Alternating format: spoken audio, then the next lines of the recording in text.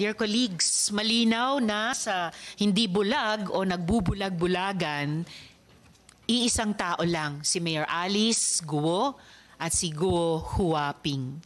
In fact, it appears that the name Alice Guo was stolen from a Filipino. Hindi lang citizenship ang ninakaw, pati identidad ng isang kababayan natin. Si Guo Huaping ay isang Chinese citizen na parehong magulang ay Chino. And this is based on official records from BOI, as well as Alice Guo's own declarations in bank documents.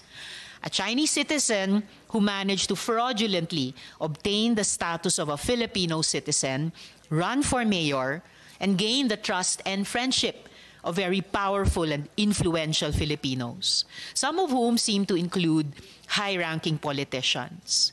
A Chinese citizen involved in a deeply rooted network of the most heinous criminal activities, legitimized by the continued permission of POGO operations.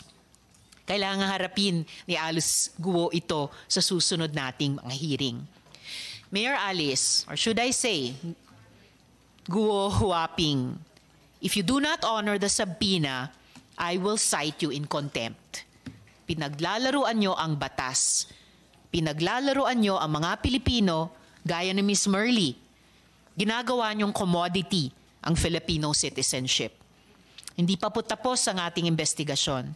We will draw out the links between Alice Guo's companies and other criminal networks. We will look at the protectors of Mayor Alice, and we will spare no quarter.